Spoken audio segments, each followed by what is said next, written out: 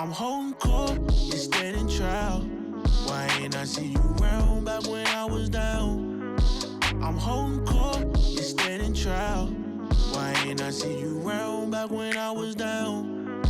They ain't believe in me in the beginning, but wanna hang around now they see me winning. I'm holding court, you standing trial. Why ain't I see you round back when I was down?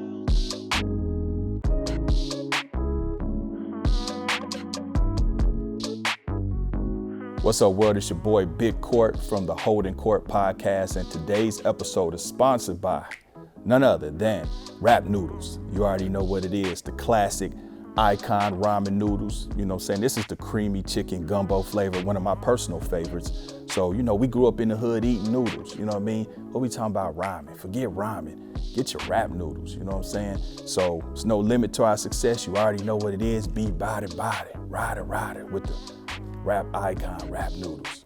You already know what it is. Salute. What's up, world? It's your boy Big Court, and I'm here on the Holdin Court Podcast, you know what I'm saying, with my homeboy, producer Ken. What's cracking, man? Yeah, chillin'. Yeah. So today, man, we got a very special guest, West Coast legend, legendary producer, artist, you know what I mean, Battlecat. What's going on with you, bro? Man, Big Court, it's all good, man. I'm glad to be here. I'm alive and all the way live. Yeah, man. Hey, listen, bro. Man, it's an honor for you to be here. I appreciate you making the time to come. Yes. You know what I mean? I grew up on you know what I'm saying? We'll get into that and some of your West Coast peers, you know what I mean? The Dr. Dre's and the DJ Quicks. You're definitely in the pantheon of that on the Mount Rushmore of producers here on the West Coast. Appreciate You know that. what I mean? But I want to start from the beginning, bro.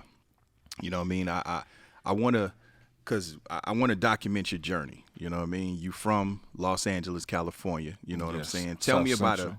about a young Battlecat growing up in South Central. And what part? Well, Slauson and Crenshaw definitely is my home and foundation where I grew up as a kid. Both parents in my life, they're both still here. And they both been the blessing to my journey and my desires, man. I'm so grateful for them both.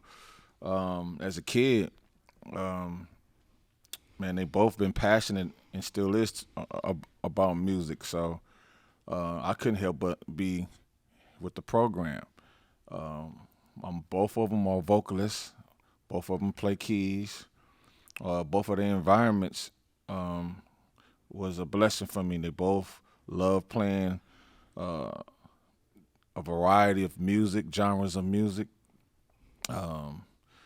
They gave me the freedom to join them, meaning learning the fundamentals of instrumentation and just a good time. Just they very both spirited people.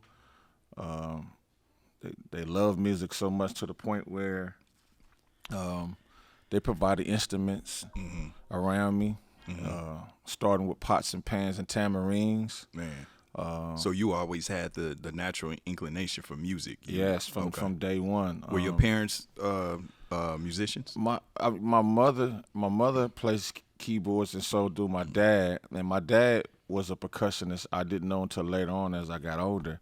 But that it explains why my rhythms and instrumentation is like it is. And as well as my mom as well. So. We lived together for a short time as a kid, but I still was able to get an even contribution from them both, living with them and them raising me. My dad had an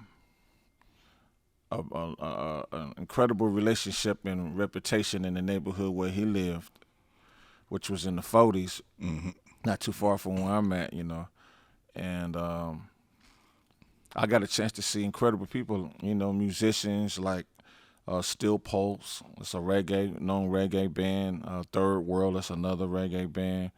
And then Taste of Honey. And it used to be a rehearsal hall. And so when I would spend some summers with my dad, I got a chance to see how musicians and bands integrated with one another. And I learned that type of etiquette of owning your craft and mastering your craft and knowing when to play and knowing when to improvise or do a solo, all that mattered to me. And then going back to my mom, you know, she definitely was in church, and she was a lead vocalist in a kids choir and eventually the adult choir, and that did wonders for me because then I started to appreciate melody and how songs are written and rehearsal, going over a song repetitiously. It was just incredible seeing that process, which prepared me for the art of becoming a producer. Mm-hmm. So later on in my elementary years, my mother gathered some change and bought me a drum set so I could participate with her in church. And that helped me tremendously as well. Through the neighborhood, they supported me big time, you know, because there was a lot of kids around my neighborhood who also were musicians. So she would let me stay a little later out than my curfew time to craft my my passion for music, and the rest is history as far as that. So you actually learned how to play the drums before you got your first drum machine. Yeah, self-taught, you know, no teacher, no school at that time. It was just hands-on. That's one thing about me. If I'm so into this thing called, you know, musicianship, you know, where's my dedication at? So even with dealing with adversities of things in my neighborhood, you know, I was able to escape by going to these other functions and different people's residence and learning the art of music, you know, and that paid off for me, you know. So that was my next question. So I mean, so you coming from Crenshaw and Slauson, which is the notorious 60s hood. Yeah, you know Rollin 60s. Rollin 60s. So how was it, you know what I mean, you seem like you came from a good, loving, supportive household, you know what I'm saying? Definitely. But at the end of the day, you got to go outside. So now outside you have this gang element. And I take it you grew up in the 70s, 80s, more or less. Yes. So it was at an all-time high, gang banging. So how did you navigate those murky waters with the gang bang influence and all of that? You know, in 1971, I was about 3 or 4 years old. So we're talking about a lot of togetherness. You know what I'm saying? You know, the OGs in my neighborhood was still solid. They still respected their elders. Right. And that's another reason why I cling to them, because I'm the oldest, but I still needed a bigger brother figure. And so growing up in the neighborhood, you know, seeking with my journey to be a musician way before a producer, or even knowing I was going to become a producer, they really encouraged me to, you know, just stay focused, you know. They seen that I wasn't interested at that time, or they didn't even know if I had the ability or willingness to be involved with the game, you know. Right. I just had the right kind of people who had morals with the culture and the lifestyle of Crippin'. Right. And but I did see violence from here and there, but on my block it was like almost like a safe rest haven of, you know, to be able to live and be all me as a kid. You know, every once in a while you maybe ever hear the gunshots or seeing homies come home, you know, bruised or shot or whatnot. I never really seen the killing on my block. Right. You know, because that would have messed me up tremendously, wanting to be, you know, a producer or anything on the block. So. Yeah. So it's funny because my experience was kind of somewhat similar to that. You know what I'm saying? Like, and me coming from Kansas City, my neighborhood was kind of, I guess, if you will, colonized by Crips. You know what I mean? Because back in the 80s, a lot of the gangs migrated. You know what I'm saying? Hustling. And it's one of those things where my household was loving. You know what I'm saying? But I had to go outside. So now you go outside and you got to deal with the element, you know what I mean? So I don't never consider myself a gang banger, you know what I'm saying? I wasn't, excuse me, active like that, you know what I'm saying? But you're affiliated and you get sucked affiliated in, you feel know what I'm like saying? You're going to be active some type of way. Exactly. You talking about your manhood for one, and then you got, your peers, your girls on the block. So, they trying to see where you at and you being able to squabble, can you squabble up? Can you hold your own if you got something important like a bike or something of value with you? Can you protect hold? it? Yeah, can you protect yourself? And can you talk? Do you know how to hold the lingo? Down? The whole for sure. get down. So of course I adopted it all, and but I knew that coming outside the block that I would have to put that in perspective and not speak that same language going into another place of business or just another household that wasn't familiar with what I was raised with. So, but I still took it with me. I just never had to fake the funk or put it on like a costume. But it definitely helped me to be able to speak and have a discerning ability to see what's what, and especially when you're going into another neighborhood. Exactly. And you wearing certain apparel or you carrying a certain persona that seemed like you could be from this this particular area. Did you ever have situations where you got pressed? Or you got banged on, you know what I'm saying? Where you was kind of, because it puts you in a fucked up position. Because it's like because I've been in that position where it's like, okay, I'm not active, but because you pressing me, now you trying to make it sound it's something else now. You know what I mean? By not having by having my block as my big brother, sometimes you'll find yourself doing some things and not understanding the consequences, and make you want to claim your brotherhood with this neighborhood in a situation, but then you don't understand the repercussions. You don't know they got someone else in another room with knives and guns, or just another member that would come and accompany them to come whoop your ass, or just take you out. So, how did you deal with getting pressed? Did you just kind of de-escalate it, or did you stand on it or you were forced to stand on it? No, I didn't have to stand on it because I understood who I was.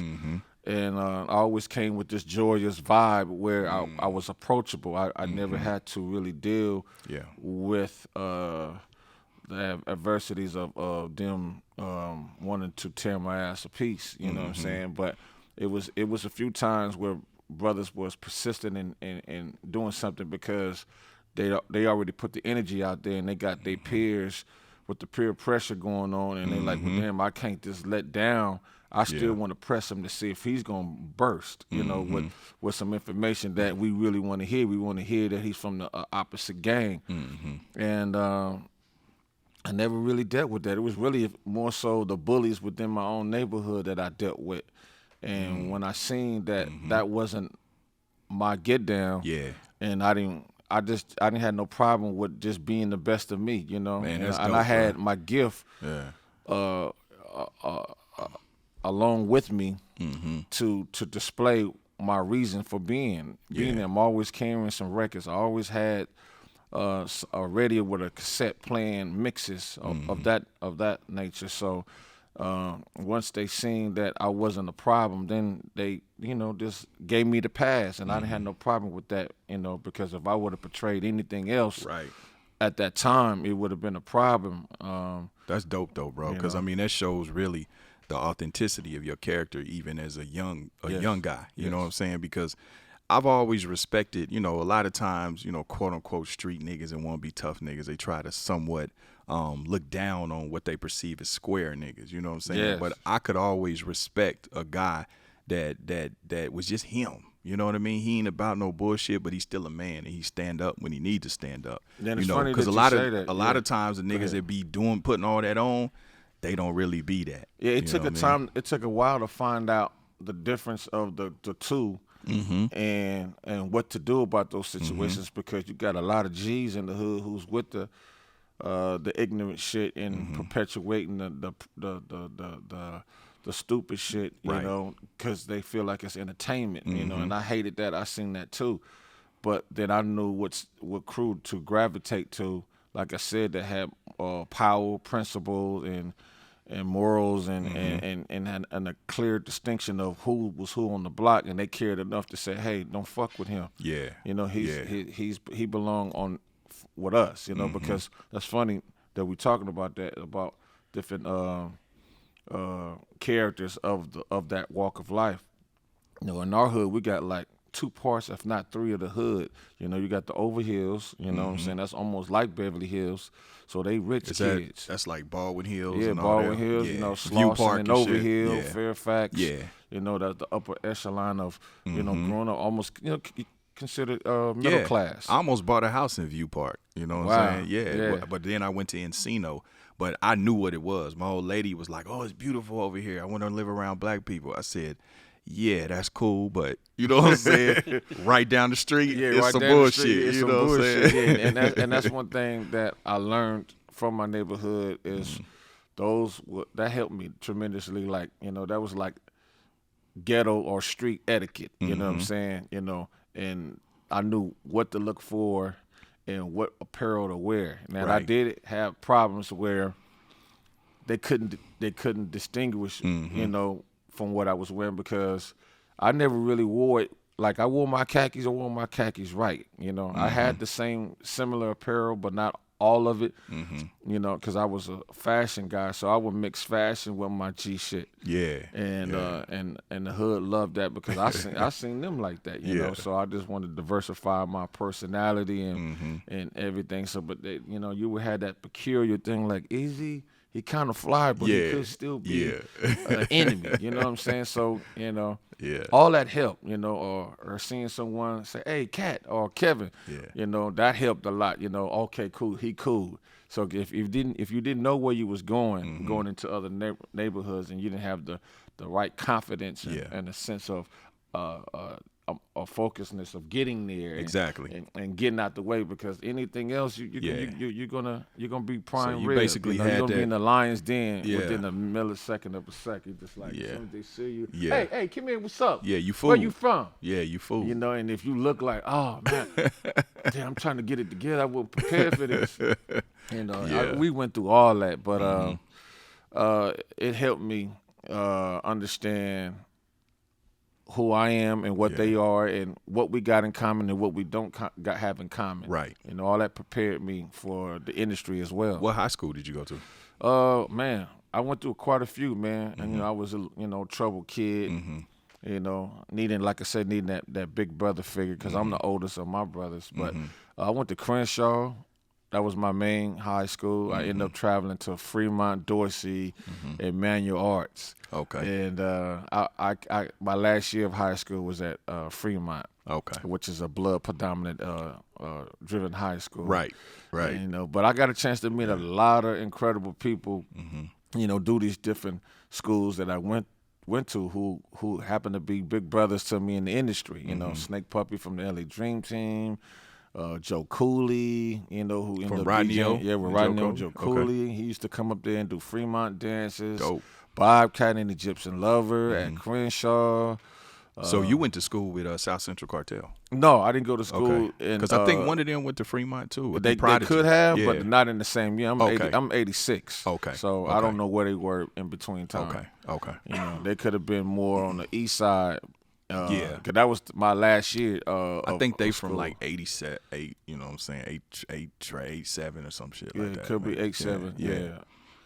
So I never really knew. They neighborhood, you know, because they was too busy being artists along with it. So they didn't never carry it like we did Bangin' the Wax or DJ Quick did. Quick we gonna made get it to obvious. That. Yeah, we gonna get to that. Or True Blue. You know, we gonna get to that. Yeah. So you in high school, you learn how to play the drums. You're basically a musician. You know what I mean? Seasoned musician at this point. Yeah. That's dope. You know how to read music? No. Okay, so it's all by ear. It's all by ear. Okay. So what was your first hip hop record you heard? Sugar Hill's Game, Sugar Hill Gang? 1979, coming Okay. out of elementary, going to which was really 80. It could have been 80. Yeah, now that I think about it, 79 or 80. So what was the rap record that you heard that you said, you know what, I want to get into that, I want to do that? It wasn't definitely those records.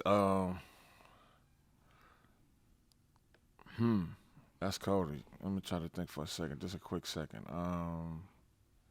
Had to be probably what, Tidy T? It was never no rap records, man. Really? Yeah, it was funk for me. Okay. You were talking about George Clinton, Bootsy, Yeah. Parliament, Zap, Confunction. Yeah, Confunction was the shit, Yeah, bro. you feel me? Now we Confunction in was the my shit. world. That's Let the me world ask I'm you in. something as a musical dude, because me and producer Ken, we've talked about this too.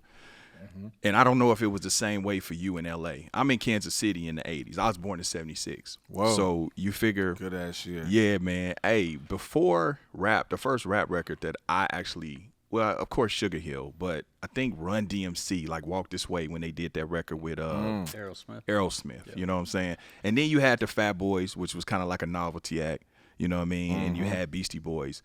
But before rap, dog, because it was just really the TV and what came on the radio, man, we listening to, you know, Phil Collins, Foreigner, Journey, Yeah. you We on know, the same Culture page. Club, you know what I'm saying? But then you got Yeah. the first thing I seen besides Sugar Hill was Herbie Hancock, Right. With, with Grandmaster DST. When they did Rocket, and that was on a PBS channel. That was dope for entertainment, and that was the first time me seeing hip hop integrated with with real groups, R&B groups, jazz groups. You know what I'm saying? I became a producer driven from funk before hip hop came. But what made me want to be a DJ, you started as a DJ. Yeah, I started as a DJ. Okay. That was my first love that brought me into I didn't know that. Okay. to hip hop. Okay. I didn't know that. When did you start DJing? 1980. Oh, okay. You As just a started kid, DJing in like high school and shit like that? No, we're and 80 is coming out of elementary to junior high. Okay. So I'm at Horseman, So we're talking about, Florence and Gramercy over there, between the A-Trays and the Roller 60s. Yeah. So, How was that going to Horace, though? Because y'all was warring, though. Yeah, big Y'all time. was warring. The neighborhood was warring. I wasn't warring. Yeah, right. You feel me? Right. You right. feel me? This is not Battlecat from Yeah, 60s. yeah. It's Battlecat who grew out of the 60s. Okay. Yeah, Okay. So, but when I did bang, did want to bang or whatnot, I did it a different way. I did it through music, and Yeah. I banged through music. So Yeah. and that helped me. But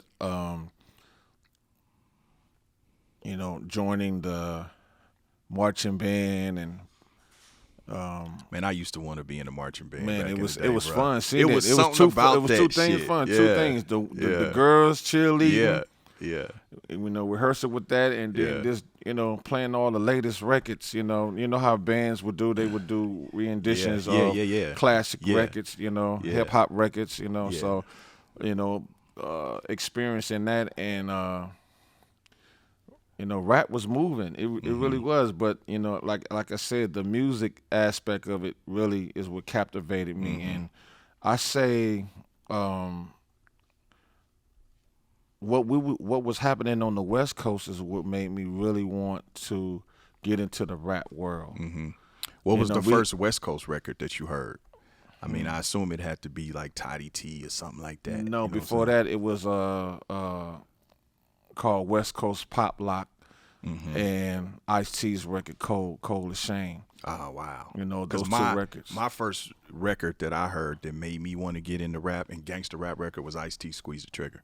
When I heard that shit, I was like, what the fuck is this? Yeah. I need to be a part of that. Yes. Yeah. He was definitely painting the picture to people's everyday life struggle. So to hear that, into rap was amazing. He was the first to set the pace for that and paint the picture of what really goes on in the neighborhood. Of course, all the other records at that time, I'm already a radio disc jockey. I mean, or DJ for K-Day when these records was out, like the Toddy T's and all that. You know, 1980, 86 coming out of high school. I'm loving hip hop. I'll get my first drum machine. What was your first drum machine? The SB 1200. Yeah. You know, DJ Paul still uses that shit. Yeah. We're talking about 8 to 10 seconds sampling in mono. Yeah. And the amazing things that we could do with it. You know, not really reading the manuals, just learning certain things by a friend or just trial and error it's really what made us so incredible in our own right in the art of sampling, sequencing, and arranging things in a song mode fashion. You know, we had these classic records from L.A. to teach us that, you know, we got Egyptian Lover, L.A. Dream Team, you know, Uncle Jam's on Me, Spade, you know, and then we got DJ Pooh and my big brothers, and they was making records, you know, in a way, and we was privy to see how some of these records was being created. So we would take that same experience, go home and do our impressions of, you know, how this music could be, you know. Because a lot of the early L.A. rap records is, to me, outside of Ice-T, they kind of started out as remakes of like Fat Girl, like Cube and the CIA. They was doing, you know what I'm saying? Doing kind of the remakes. To the history, I see. And a few things always being original along with it. You know, when you listen to the drum programming, that's always original. But you got to remember, because we kept hearing familiar music, renditions of music. I mean, hip hop did that. Just because we heard Sugar Hill, we know that's chic, good times. So everyone just followed suit, doing the same thing, and then occasionally you would hear some original composition, and that to me blew my mind, because that reminded me of the first foundation of how music is composed. You know, the R&B and gospel and jazz, and you know, before hip hop came. Very seldom we would find out that was a remake of another record. Exactly. But for the most, 99%, you know, it was original composition. So that always inspired me to have that with the art of, you know, doing remakes. Right. You know? That's what I think, for me, that was my appeal to the West Coast music, because East Coast, you know, it was break beats. It was like, you know, random sounds, and it just kind of, to me, it sounded like a bunch of sounds just thrown together. Where West Coast music, because it's rooted in funk, you had chords, you had rhythm, chord progression, you know what I'm saying? So, you know, it's a little, you can get into that a little bit more, you know what I'm saying, opposed to just a break beat, you know. So that's why I always gravitated toward the West Coast. Once you get out of high school and you transition into, okay, now I want to be a producer, what's the first record that you did, you know, that was in the market, the first viable record that you did? Well, I say the one that was in the market that, you know, was Bangin on Wax, you know. Okay. And that was your first, really? Yeah, I mean, I'm just saying the record that in the really, industry, really. Oh, damn. It was Bangin on Wax, because that's how I found Domino through my best friend named David Scott Lindley. They call him Cluso. God bless him. And so real quick before we get into Bangin on Wax, I was thinking about this on the way over here. So your name, Battlecat, DJ Battlecat, right? Yes. Did Battlecat come from He-Man? Yes. It did? Yeah, I needed a name, but I knew I had a competitive personality about my craft, because I was in DJ battles. You can look me up in 1990 or 90, something like 99, 91. Could be 89. I entered the DMC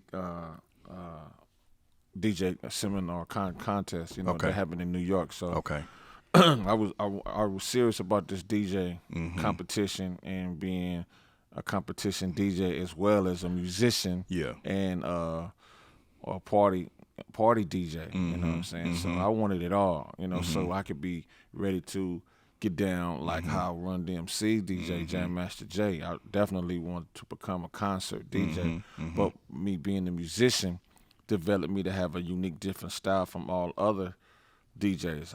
I'm a musician DJ, so a lot of my cadence of scratching and improvising when I do a solo or even juggling the beat, or it's from a musician point of view. I'm a percussionist / drummer, and I used to professionally pop lock. So I knew I was very passionate about pocket and all that transcending to me really being that kind of producer, or making them kind of records. So that question you was asking about, what's the first record? It was that Bangin' on Wax, Get Down. So how did that come about with the Bangin' on Wax? Who sat down and said, you know what? Let's come up with this idea. Let's get some Crips and some Bloods, and let's put it on, on wax. But then to be able to do it and do it in such a way to where it was musical, but they didn't say too much. You know what I'm saying? Because it was like they found a balance of, okay, we going to talk, but, we ain't going to incriminate ourselves. It's funny that you said that, because from my previous interview I did, with my family, from Gangster Chronicles, I spoke on that. And just to reiterate on it again, my two brothers I love, one is still here and one is not. That's Tweety Bird Loke, rest in peace, from Compton. Kelly Park Crip down the street from Eazy-E. Him and another gentleman from Inglewood family named Red Rum. Oh, yeah, shout out to Red Rum, 781. Yeah, they both came together.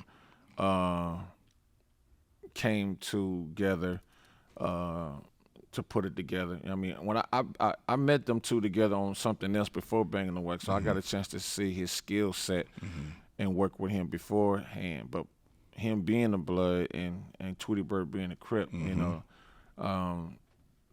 don't know. I think the NWA had some type of influence, but the raw elements of the streets wasn't being totally displayed. Right. Yeah, exactly. So they want to take it was it to nuanced another with level. NWA. Was nuanced. It was you could a hell of a nuance. You could tell if you knew. If you knew, then you knew what it was. You know what I'm saying? But it wasn't, in your face, obviously, like Bloods and Crips. Yeah. So it was Red Rum and Tweety Bird Loke's idea to do them that? two came collectively for that idea. Okay. And I thought it was an incredible idea. And so it was another way for them to create a scenario like, we got a lot in common, on the ignorant side, but can we show, the human side through an art and from an artistic way, through music. And it was crazy because, knowing that we're gonna bring some shit from the streets to corporate America and the industry is crazy, and killing each other and saying fuck each other's lives and all that type of shit. That shit was crazy, but because it was a gamble when you think about it. Because on one hand, y'all are doing something positive, but then the flip side of that is it could be taken as promoting it. Yeah, you know what I'm saying? Perpetuating it. You know what I mean? We did do that because we was like, the scenario can't change. Can't we just give you the rawness of what it is first, so you psychologically or whatever, or whatever, can understand what this behavior is, where did it come from. So it comes from poverty stricken. It comes from a lack of opportunities, broken homes, and information that play its role, and gravitating to the streets as being front line now. New journey to be whoever you're going to be in life is crazy, So, did no one really know the true essence and the reason why that Bangin' on Wax was put together. We knew we had to keep it real with the streets, with painting the picture of where this come from. But the reason why we couldn't say it all, because, like you said, the incriminating, the code. Yep. Just those two alone is it's enough. But we knew we eventually wanted to change the narrative. Right. And the success of the project would do that. Yeah. We got homes now. We ate together. Yeah. We got cousins and relatives that we married into or have a relationship and have a kid from. So I was looking for the next album to showcase what we got in common. Right. But it's like So- it didn't. Go ahead. What was Let me gonna ask you me? this. I'm sorry not to cut you off. With how did you guys go about selecting talent? Because you got all these different hoods, you know, because you had Compton, LA, Yeah. Inglewood, you had all of that. I'm gonna get to Yeah, that. I'm gonna yeah. get to that because this is important that I paint this Mm-hmm. picture. Now, doing Bangin' the Wax, we end up like I'm gonna tell you. Let me just keep it raw. The 1st Mm-hmm. day we put it together, everybody in their relationship said, "Hey, could you come down to the studio?" So they did. So we not knowing what part of the barrels of South Central that the Crips and Bloods was going to come from because of the relationship. So when that happened, it was crazy because everyone didn't come empty-handed. Everyone came with Tech 9s, AKs, 357s you could think of, but we in trench coats and heavy fucking coats and, you know, to cover up, you know. So the Bloods is on one side, the Crips is on one side. We're looking at each other. Some of us know each other, some of us don't. Some of us want to communicate, some of us don't, because it's like I don't know what to get from this shit, you know. I don't know if we're gonna, you know, get down on sight or just gonna go smooth. So Tweety Bird and Red Rum came together to introduce both hoods and person behind from their hood. So that went well. With them being funny, a bagging session started. And it went cool, and then it went to its level where they couldn't handle it. Well, maybe one of the Crips was more dominant and more funny and was hardcore about, you know, his, you know, bagging. Yeah. And so next thing you know, one want to be physical. Okay, well now, two different blood hoods that it's not known to get along side up together to say, hey, fuck that, you know. What's up, blood? And, you know, tell your boy to hush. He's saying too much. You know, he can't handle it. And then, you know, one is standing firm like, fuck that shit. You know, I'm me. My nigga, I don't know you. This our first day. What you mean, nigga? This Crip. You know, you know, be with this shit. If you either you with it or get the fuck out the way. Don't join this circle. 'Cause that's what we do. This shit's fun, but you want to take it serious, we can. So next thing you know, coach start opening up and motherfuckers was grabbing their pistols. Then we had the great legendary Leon Haywood and Ronnie Phillips, rest in peace, who was the executive producer of it. They came out. That's dangerous, right? Yeah, we talking dangerous record. Yeah. So and then we seen some old cats in their 50s. They sitting like behind all of us on both sides in corners. You know, and then they stood up because Leon Haywood had to protect his property and bring everything back to a medium. Like, hey, hold up.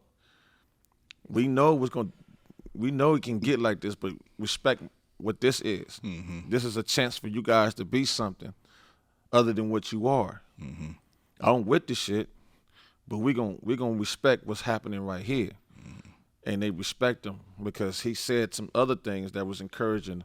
Like, you see what Death Row's doing and Drain them, they moving, they starting.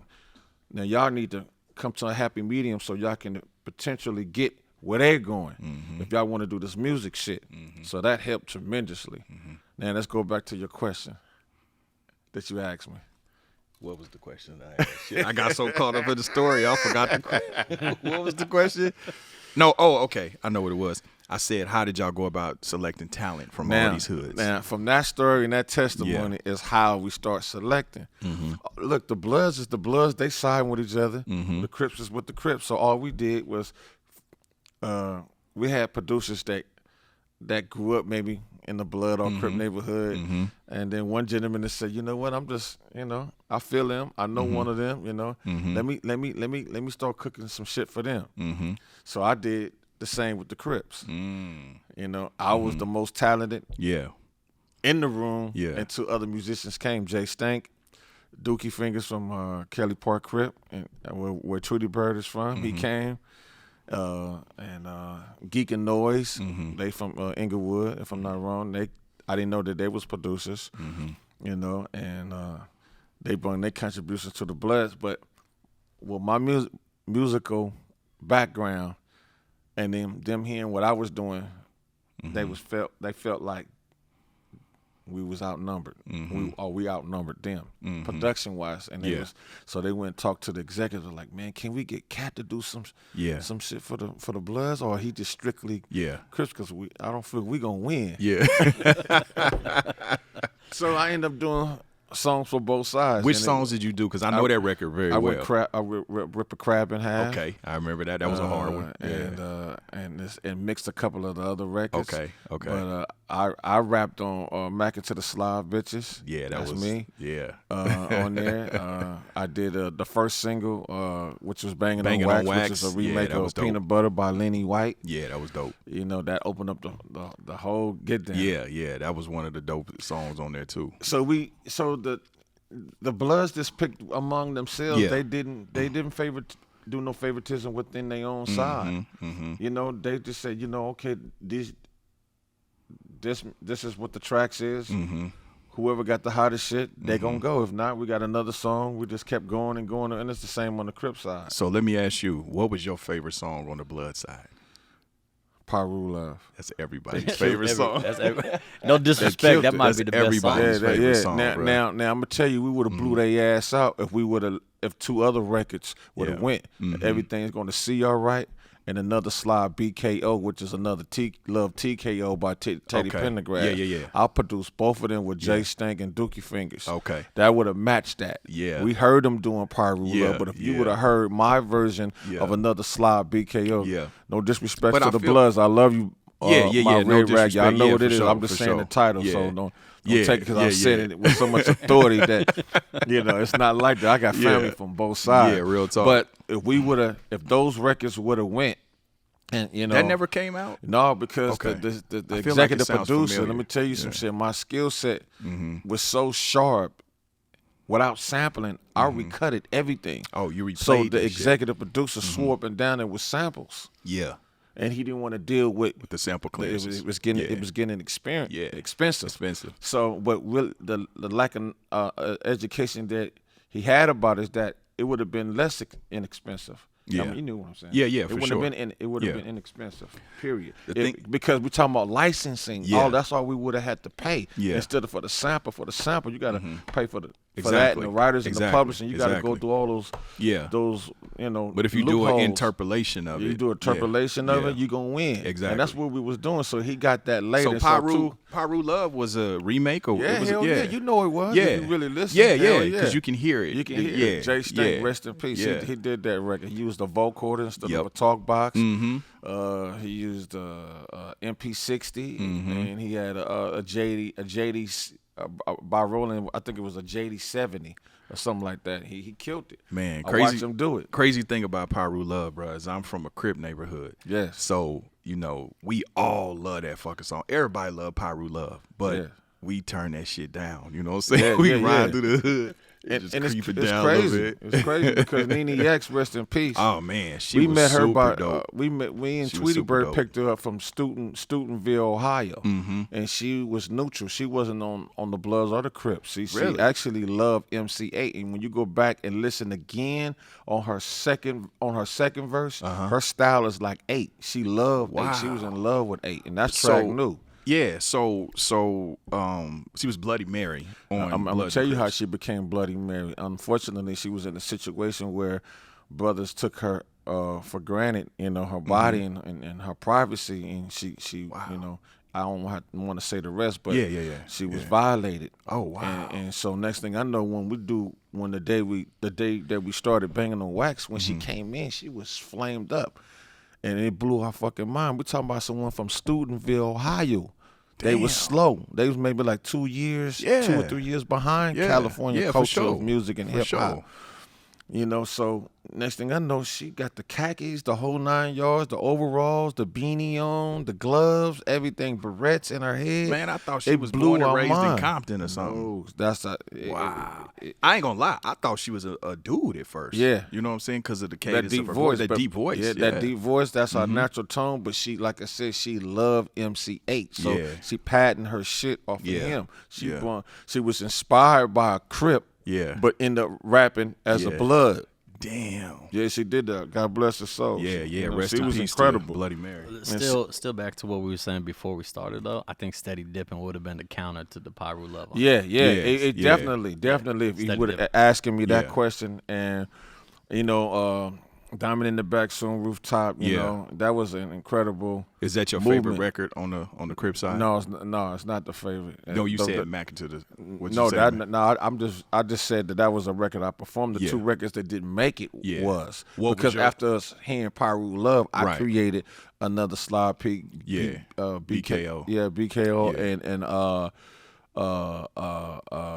Everything's Gonna See All Right, which is Alicia Myers from One Way. Yeah, from One Way. Man, y'all would have loved the fuck out of it. We had Everything Gonna See All Right. Yeah. That would have killed that. Everything Gonna See All Right with me. Yeah. Y'all would have loved that. We had the harmonies. You could imagine that. Yeah. So it had the same musical contribution like Shirley Murdoch and Roger and Charlie. It had that. I knew I had to match that. You feel me? So what was your favorite song on the Crip side?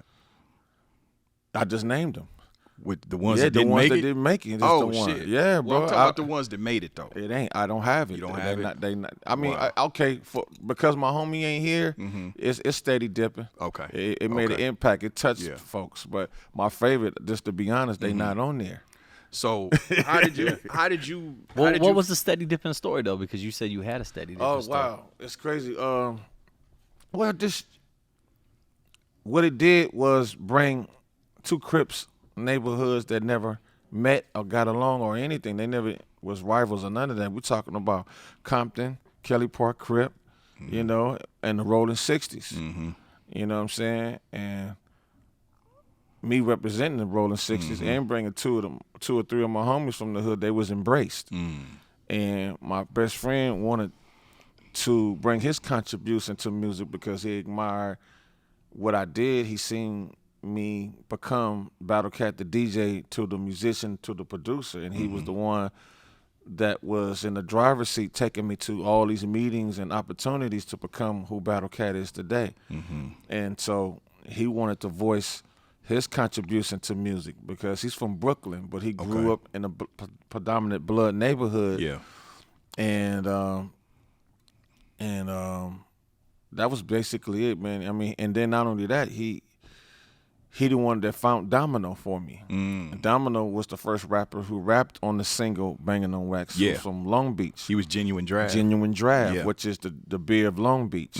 So I had to say, man, you on your shit today. Yeah, I'm not mad at you, bro. you got us to a T. Yeah. So by him finding Domino and bringing him to me because he wanted to sign with Leon Hayward. You know, he was neutral from what was going on, but he loved, Long Beach.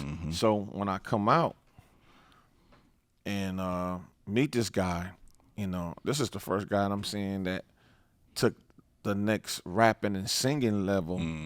I mean, the rapping and singing to another level. Right. The first person we heard on the West Coast was Mixmaster Spade doing that. So to hear Domino on that another level, I was like, my goodness, this is a game changer. This is a level up for the Crips. Was he actually Cripping in Long Beach at a time? Not to me. He was more like a player. Okay. You know what I'm saying? Okay. He wasn't an active member that I know of. But they loved him though. Yeah. And come to find out, he was a childhood friend of Snoop Dogg. He used to write for Snoop Dogg. Oh wow.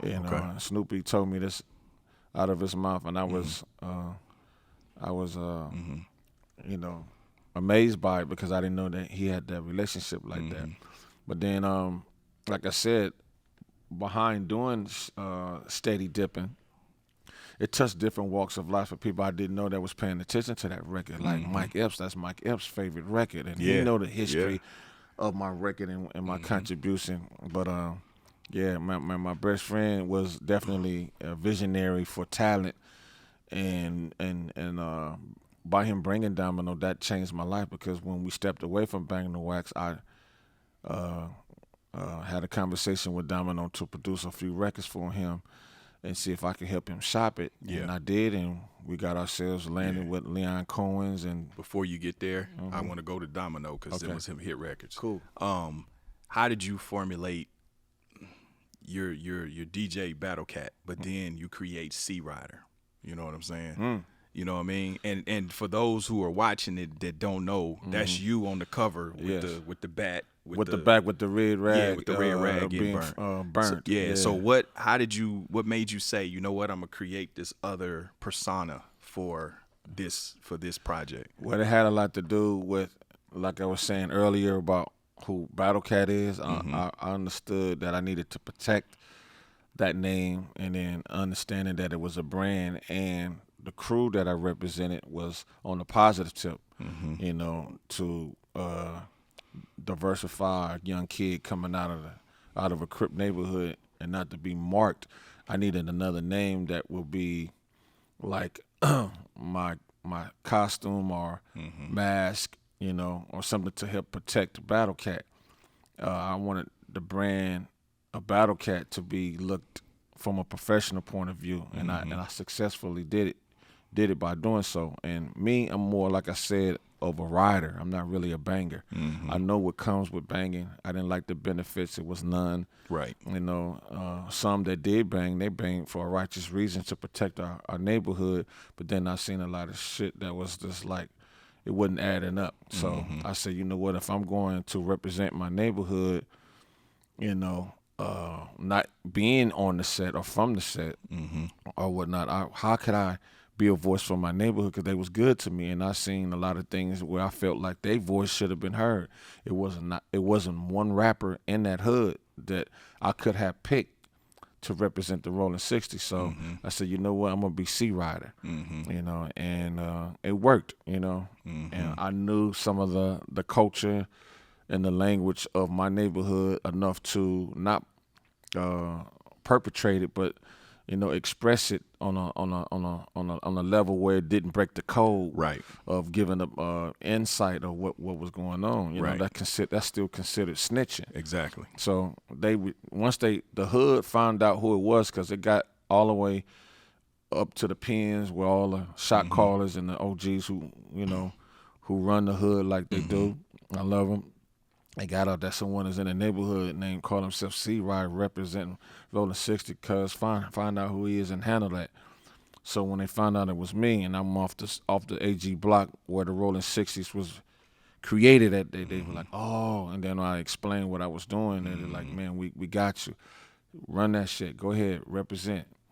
But I'm glad it didn't get too far, because it's a lot still that comes with it. You know, the rules could have changed. Just because they gave me a pass didn't mean they didn't want ownership from the contribution. So that means all reparation had to be in play. I had to, if I got any kind of money or any seed of anything or benefits, I would have to kick that shit in, because you representing the Rollin 60s, and they ain't playing, they keepers. So you know, that's what comes with it when you use their name and their culture and everything about them into corporate America. They want theirs, you know. That's what you standing on through this music industry, even though you don't bang, but you still repping us, you know. Concert tickets, whatever you can think of. Cut us in. Cut us in or cut it out. we came up with that slogan. That's some mafia shit right there. Yeah. So I'm glad it only went so far.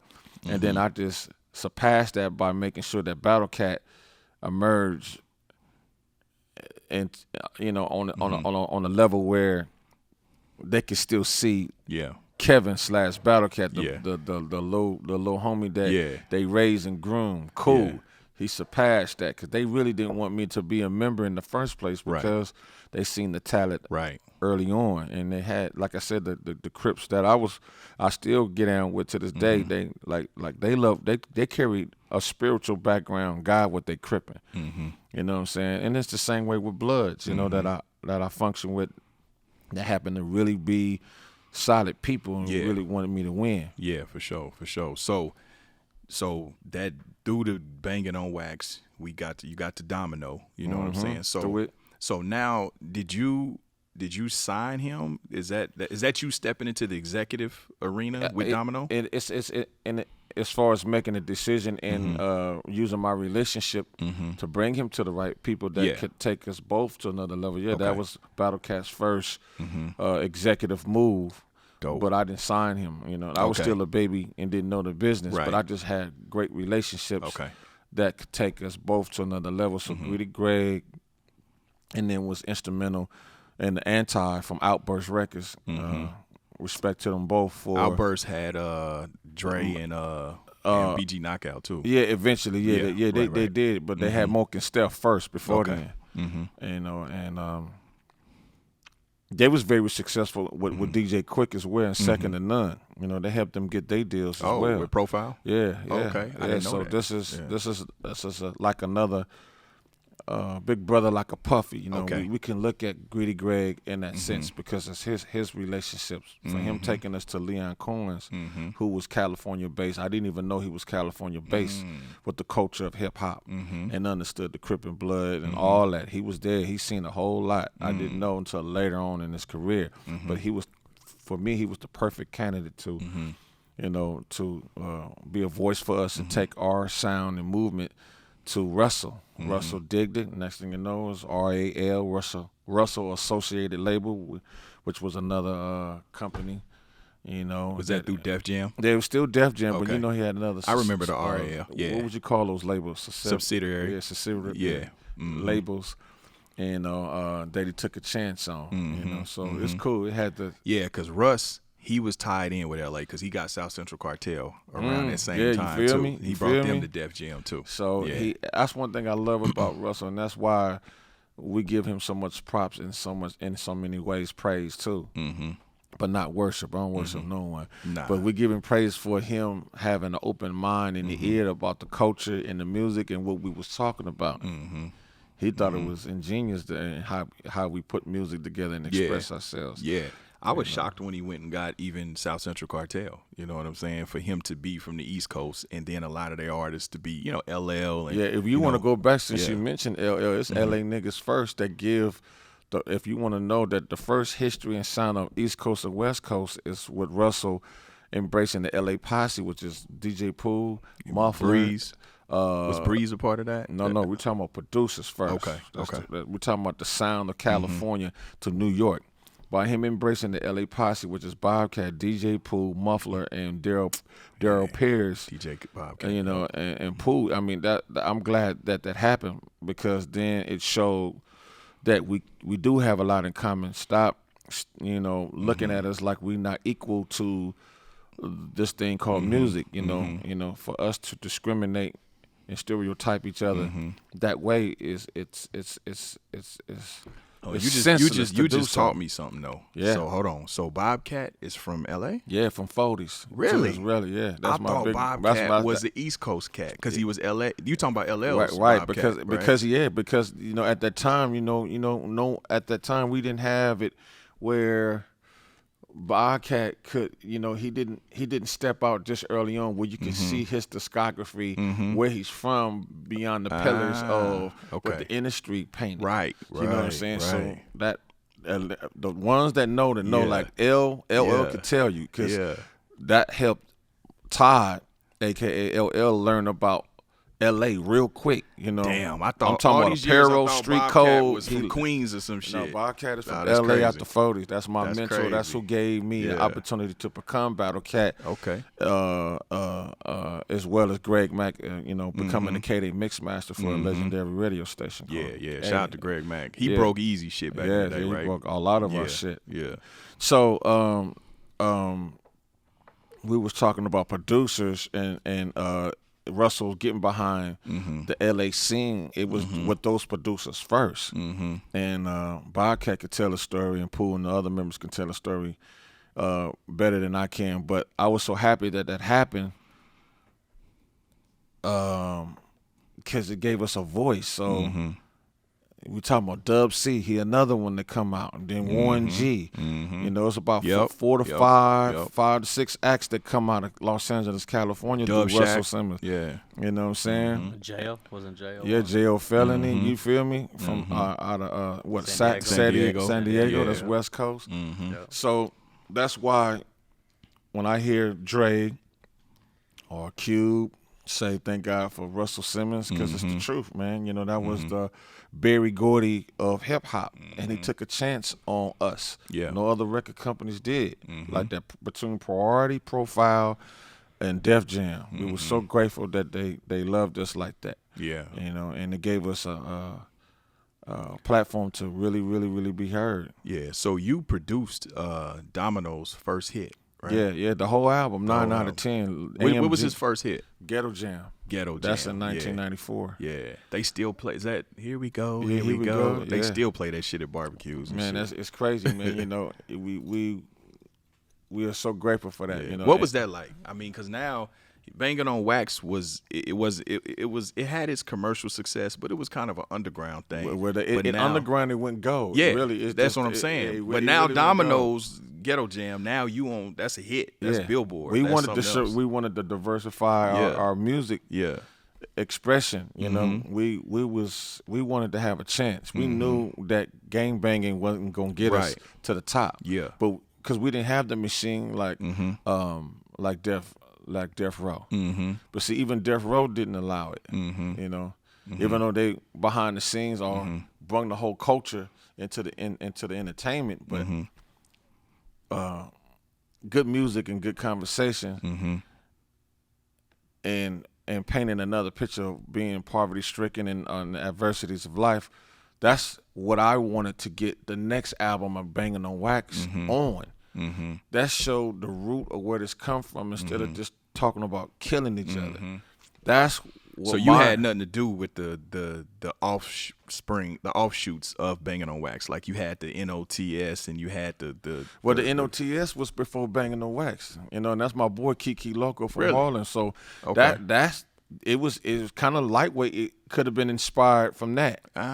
You feel me? I That thought was that was before, after. way before. Okay. Yeah, you know, Okay. and DJ Quick, Yeah. between DJ Quick and the Yeah. niggas off the streets, you know, Yeah. my boy from Harlem, Yeah. Kiki Loco. Those two records really ultimately had to be the inspiration Yeah. to go into Bangin on Wax, because they both was doing it through mixtapes. Right. Where the first person to have distribution and putting records out in the industry, Crippin', was the True Blue. Yeah.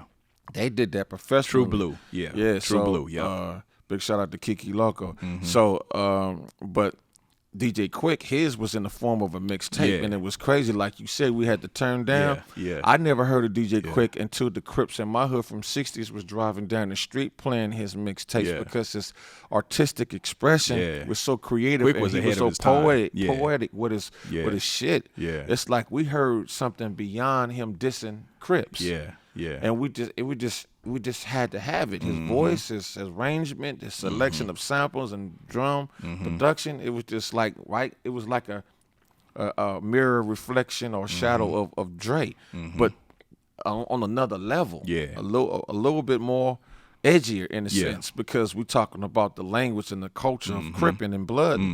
So Yeah. you can imagine the rest. So now you got a hit record. So I mean, did life change for you at that point? The Domino comes out, you know, Yes. more opportunities. I'm gonna tell you this. arrived. Man, this opportunity I didn't even see coming. I'm mixing the last record of Sweet Potato Pie. Another gentleman named Andre Harris, rest in peace, who had a relationship with Harry O and Jay King from Club Nouveau. They're watching me mix this record. The Chronic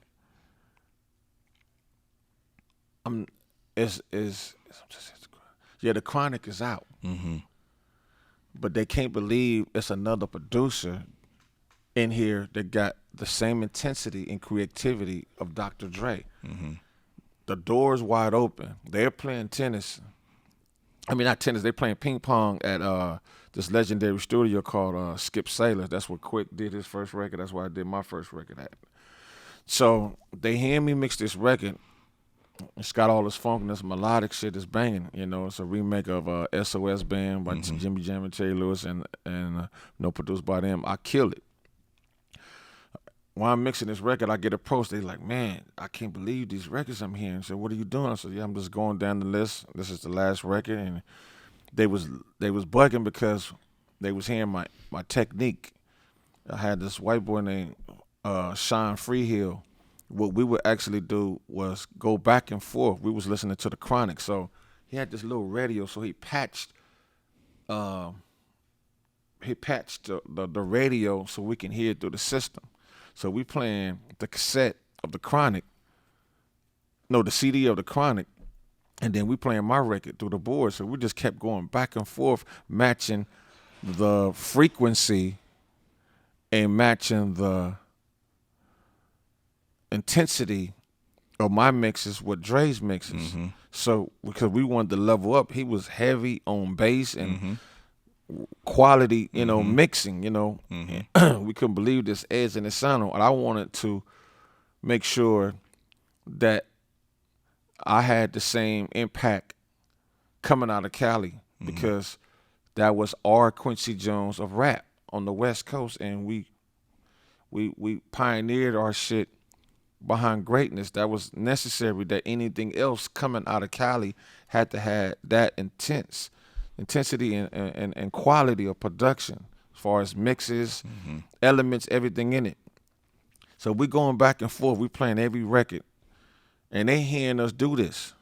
They already know who Dre is and the man who put the money up, which happened to be Harry O. Once they find out that I didn't have all the tools around me, meaning proper representation as a manager or lawyer, they was like, man, you mean to tell me you're mixing this Domino album and you're not signed and you don't have, a manager or a lawyer in place? Ding, gold mine. They like, oh shit, we got another Dre, but he from South Central. Where you from? Out the 60s, what?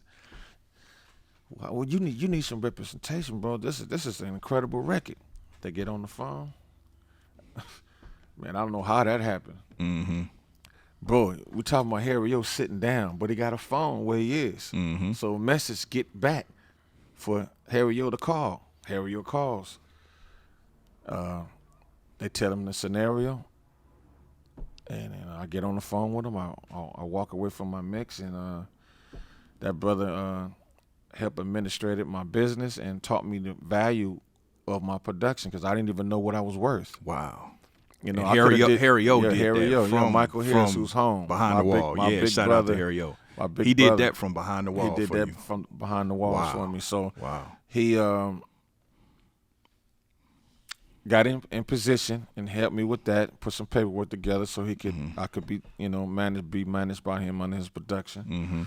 And he still had a relationship with Suge and David Kenner at the time. So, getting the representation and everything in place, they put the record out without my permission or without the proper documentation in place. Outburst did. Yeah, Outburst did. But it was still necessary for them to do so because timing is of the essence.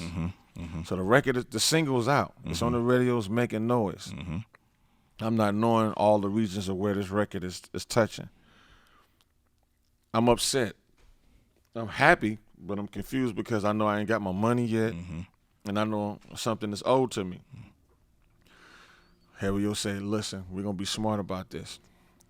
Don't sue because you're coming new into the game. You don't want to blackball yourself. His reputation is way more stronger than yours. You don't have the money. I could get behind you, but let me show you your value. This is Russell Simmons. I know about his get down, cat. I study everyone in the game, from movies, television, all over the execs. I know how this is going to go. We're going to let the record do what it do. Let it sell. We're going to do a cease and desist at the end. Yep. And then you're going to know what your value is. And this is going to be money you ain't never seen in your life. Come to find out the album was about 300, almost 400,000. I walked away with almost $200K out of that $300-something thousand, $400-something thousand, whatever deal, which was incredible. Then he said, "This is what your value is. You're worth $20,000 to $25,000 a track." I would have did the whole album for maybe a couple of dollars. Yeah, because I didn't know my value. So Harry O gave you a whole valuation, a whole from behind different the wall. approach that's and dope. comprehension of how this game can go. So you don't want to blackball yourself, man. Yeah. They would have put that record on the shelf. And It wouldn't have you never would've performed. took a You wouldn't have different- found. You would have struggled a little bit more to get talent and your name into this game. And I'm glad it happened that way. So, man, that's dope. So now you're a hit producer, bona fide at this point. bona fide. What are some of the hit records? Name them off that you can remember. I'm talking about, your top tens. Yeah, well, it's so many to name, man. Name a few of them, bro.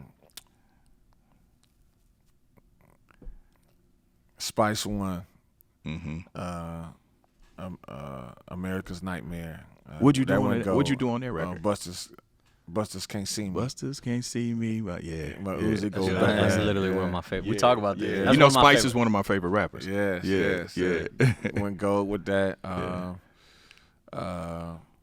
We Can Freak It, Corrupt album. Eastsiders, Baby Boy soundtrack. Okay. Players Club soundtrack. Okay. Exhibit, Restless. Faith Evans.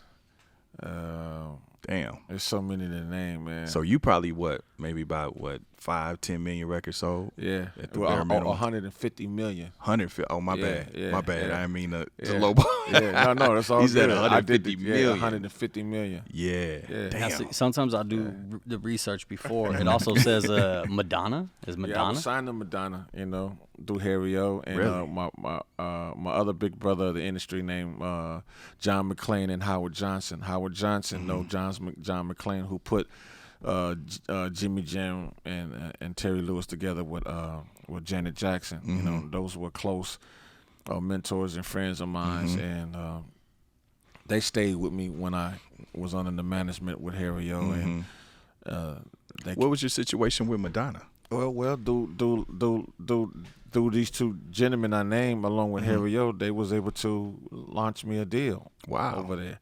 Okay. And they. So you were signed to a label, or did you have? Yeah. Okay. Through Okay. Maverick Records. I just. It's funny that you speak on that. I just got the rights to my masters a couple of days ago. Harry O made that happen. Congratulations. One.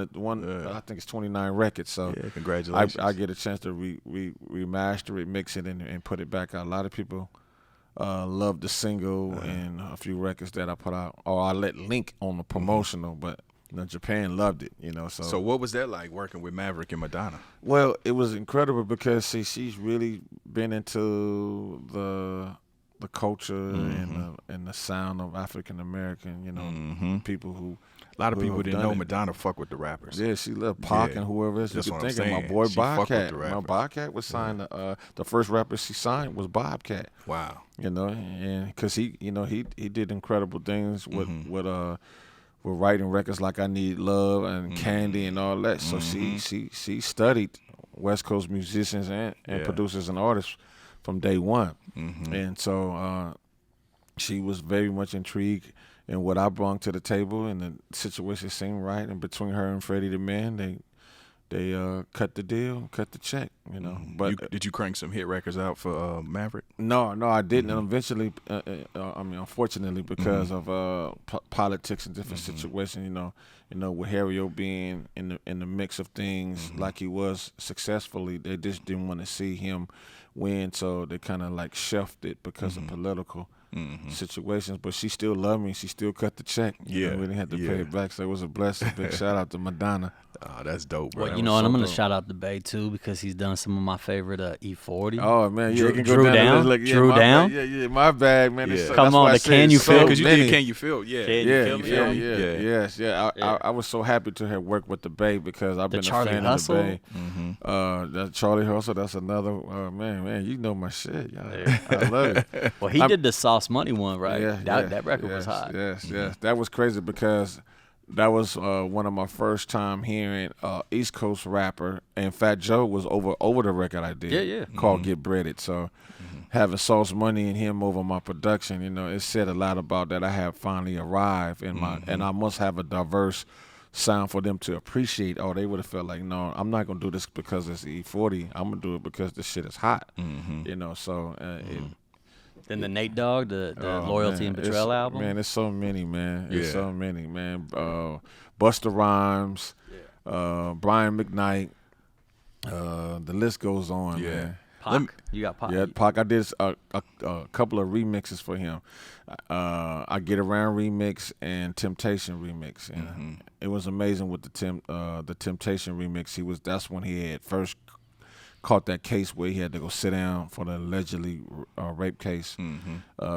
He reached out to Interscope and sent them a letter that he wrote to me to hire me to do the song. He had loved all the catalog that I was putting out, producing Cam and Yo-Yo. Those are other two artists I produced as well as Dub C and Westside Connect.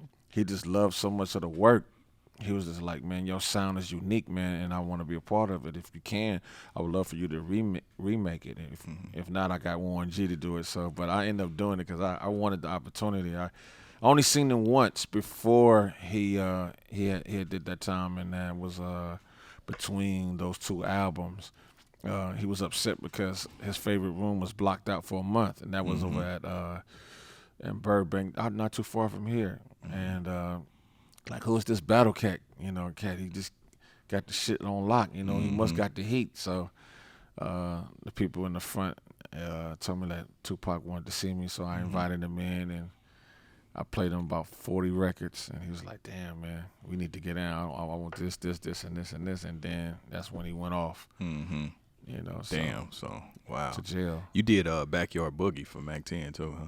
No, that's Bobcat. That's Bobcat did that? Yeah, that's his work. I thought that was your record. Yeah. See, that name Bobcat and Battlecat is always, conflict sometimes. But that's him. That's his work. Okay. And I'm proud of him in that work. So let me ask you this. So, out here in L.A., obviously you have Dre. You know what I mean? You have Quick. Yes. Is Premier from out here? No, Premier is from North Carolina. North Carolina. But big shout out to the homie while we on this podcast. I know you and him as friends from No Limit. I did a record KLC from Beats by the Pound. I did a record for Master P. Okay. Called Friend of Mine. Okay. That actually plaqued on the True soundtrack. Okay. Yeah. Shout out to the homie. I wanted to just add that to my legacy.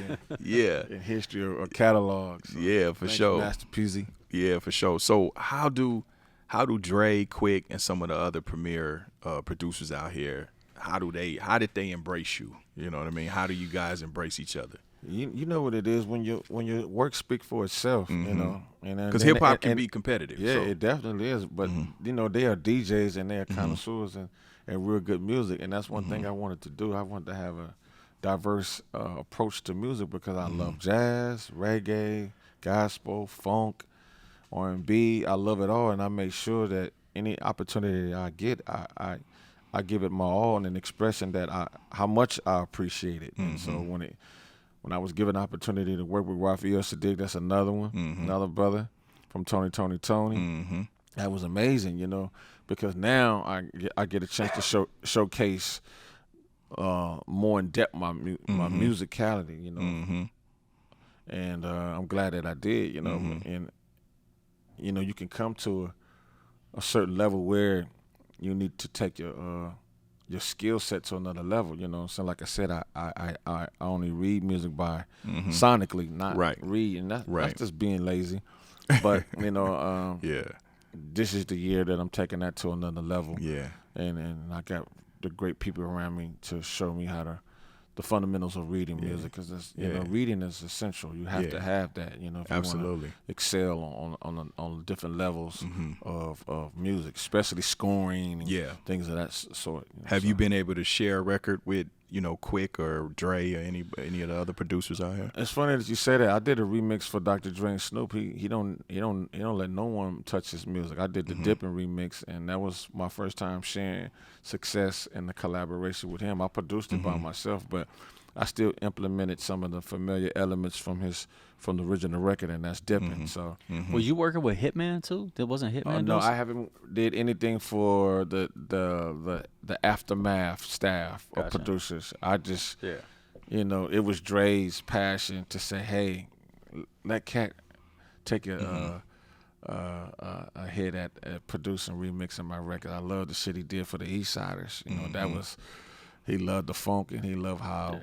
Like I said, creative and different I was. I never had a copy style of someone else's contribution. I will always bring familiar elements to pay homage to the forefathers or the ones before me that paved the way. For sure, yeah. But I made it mine where it would have its own distinctive sound. And it was important to them that if they was going to let another producer do it, it was someone who had an appreciation for all music, and to incorporate that once I was given a chance to produce.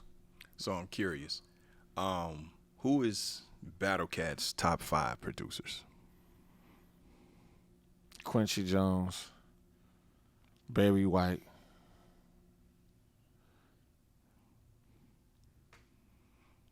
Curtis Mayfield, Dr. Dre,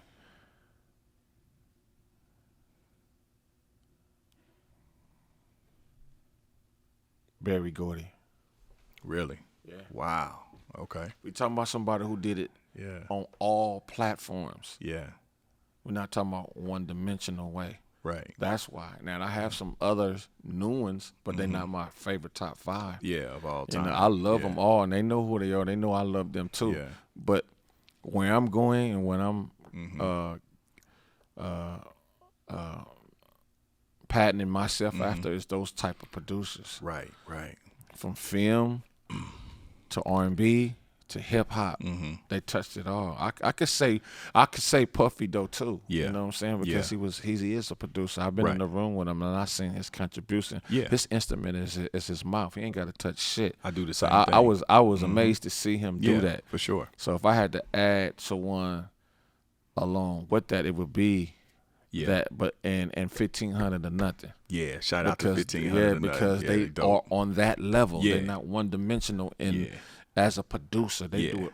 They do it all. Vast. Yeah, because they got Rihanna, Nip, all of that. Yeah. They are band. They are band. They are writers. Yeah, they dope.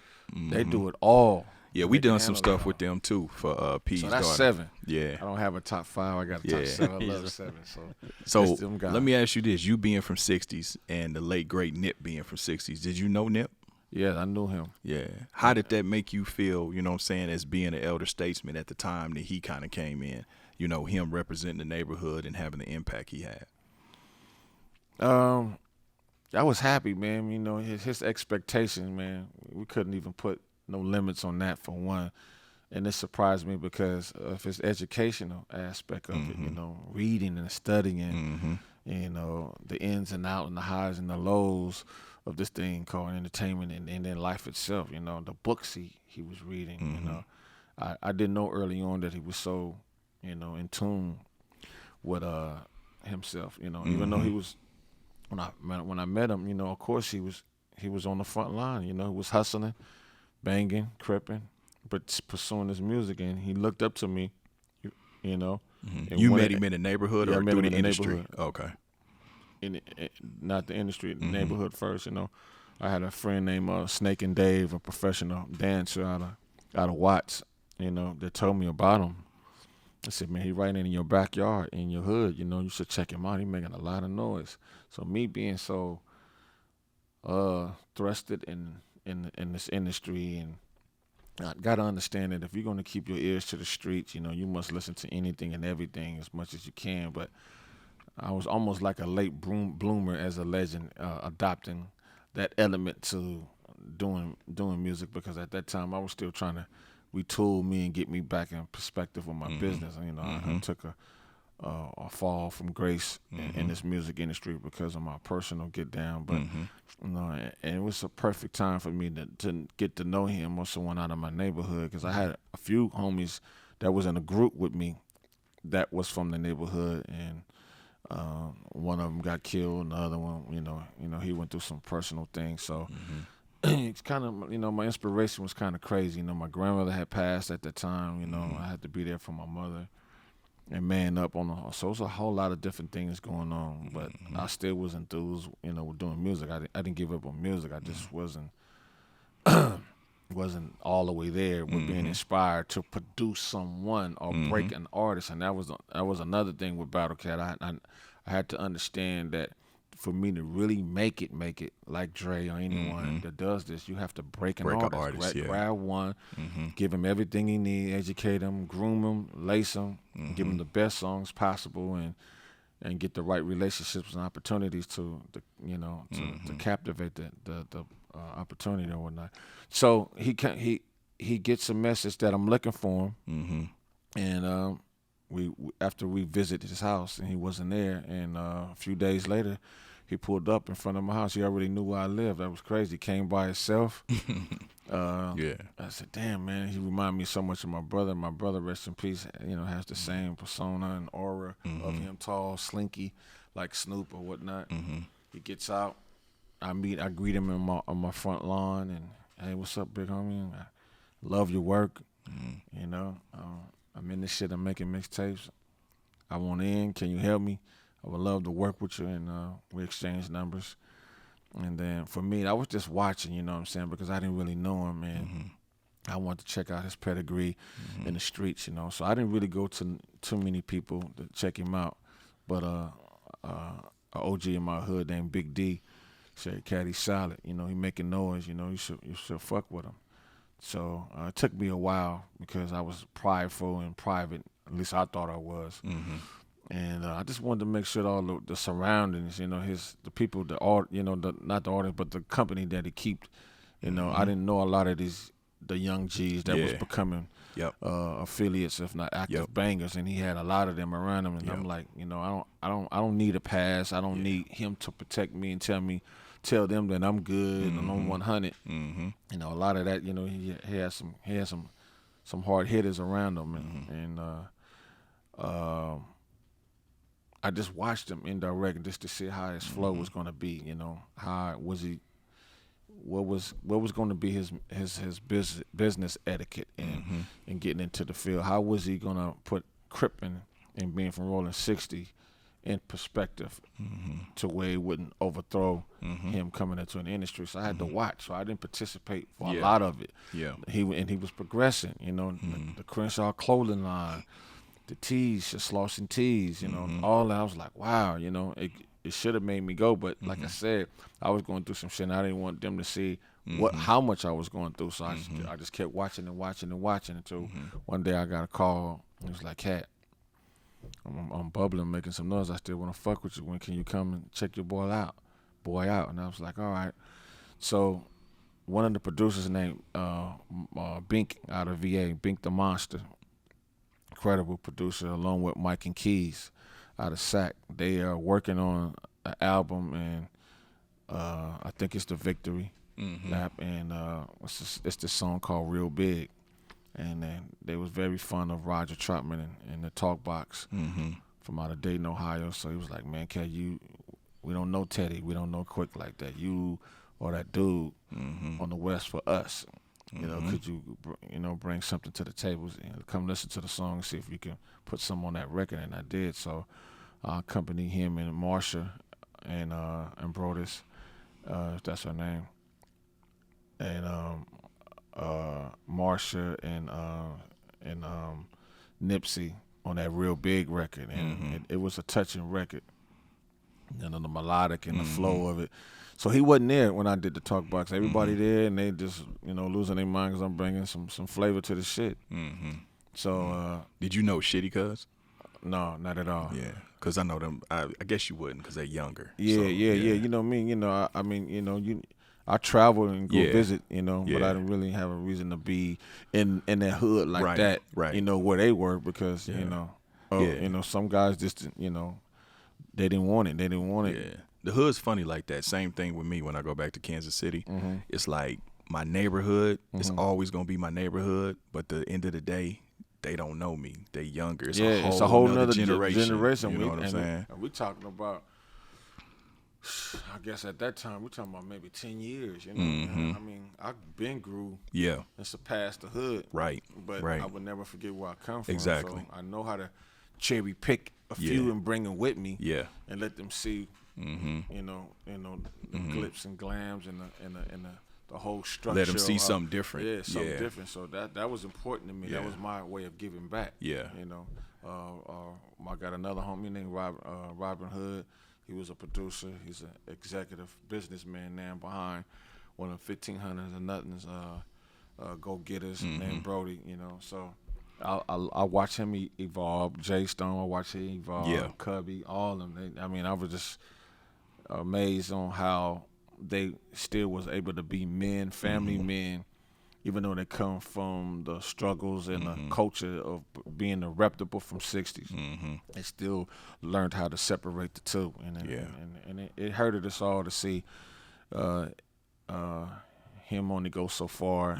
You know, because he was our Martin Luther King or whoever you can think of that as a leader that really want to take the narrative of how and the perception of how they look at someone that come out the 60s. He was helping change and for sure helping us evolve, for you know, taking the evolution of someone who come from that to another level. And then we got artists like Snoopy, who definitely was a mentor of that, someone who super Crip, bang, did the whole thing, the whole 9 yards, you know, damn near facing murder, but then, you know, survived it and surpassed it and happened to be a hero of someone who, you know, which was, I had to inspire anyone else who's crippling to do it that way. So, you know, he was on his way. Yeah. Nah, that's the crazy thing about it, because I met Nip a few times with P, you know, actually at 1500 or nothing. Oh, wow. You know, and he always had dude, and I said this even before he passed away, dude just had a beautiful spirit, you know what I'm saying? Like he's hella mannerable, you know what I'm saying? And just kind of, you know, genuine, you know what I mean? He was genuine, and I seen right off. I mean, we spoke briefly, but like super articulate, super, you know what I'm saying? Just introspective and you know, intelligent. So, that was crazy, because when he passed away, even though I didn't know him personally, I took it personal, you know, and I think a lot of people did, because we know that whole dynamic of what happened, just the hood bullshit, just straight, just jealousy and hating, and you can see yourself. You know, I seen that how it could happen to me. You know what I'm saying? And I took it very personal, like I knew, dude. Like I knew him. When you put your heart into something that you see that is the reflection of yourself, it just happens like that, you know, and it's okay, you know, to feel that way and or whatnot, and it was devastating, man. And even happened to be a participant to the service, you know. I never thought that I would be at the service DJing, you know, being a voice for 1500 in the West Coast and the hood, and celebrating, you know, the next life and the next level of him, you know, from all his contribution that he put down. It was a crazy situation to be thrusted into that, but you know, I had to understand that I'm a leader. I just remember you were. Yeah, you was at the Staples, right? Yeah, that was me in the black. Yes, sir. That's right. Yes. Yeah. Okay, I remember that now. Hugging that microphone. And, and happened to open it up. You know, people needed to feel like it's okay to cry, but we have to celebrate. We have to.